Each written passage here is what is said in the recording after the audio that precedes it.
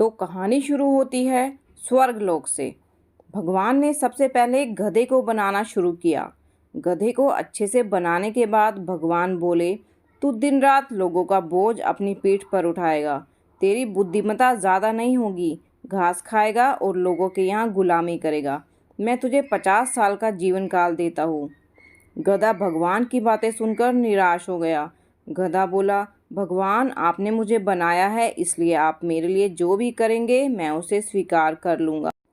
बस आपसे यही विनती है कि जिस तरह के गुण आप मुझे दे रहे हैं भले दे दे, लेकिन मेरा जीवन काल सिर्फ 30 साल का रखिए, क्योंकि ऐसे गुणों के साथ मैं 50 साल बर्दाश्त नहीं कर पाऊँगा। भगवान ने उसकी बात मान ली और 30 साल की ज़िंदगी दी। बाद में भगवान ने कुत्ता बनाया।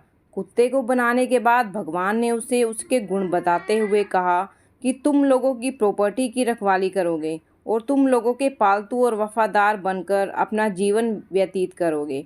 इतना ही नहीं, तुम उनका जूठा खाना खाओगे। मैं तुम्हें 25 साल का जीवन काल देता हूँ। कुत्ता भी अपने गुणों के हिसाब से मिली जिंदगी की लंबाई से खुश नहीं था।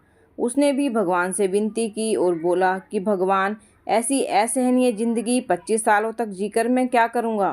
कृपया मुझे सिर्फ 10 सालों तक का जीवन काल दीजिए। कुत्ते की बात मानते हुए भगवान ने उसका जीवन काल 10 सालों का कर दिया। गधे और कुत्ते को बनाने के बाद फिर से एक बार भगवान ने बंदर को बनाया। बंदर को बनाने के बाद भगवान ने उसे कहा कि तुम हमेशा उछल कूद करते रहोगे, एक जगह से दूसरी जगह, एक झाड़ से दूसरे झाड़ कूदते रहोगे और तुम मूर्खों की तरह बर्ताव करोगे, जिसे देखकर लोगों का मनोरंजन होगा। तुम्हें मैं 20 सालों तक का जीवन काल देता हूँ।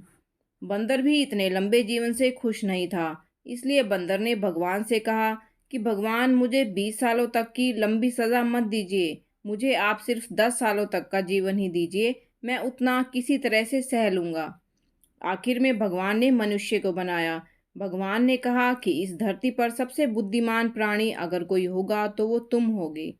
तुम अपनी समझदारी और बुद्धि का इस्तेमाल कर बाकी सभी प्राणियों पर राज करोगे। तुम्हें मैं 20 वर्ष की आयु देता हूँ।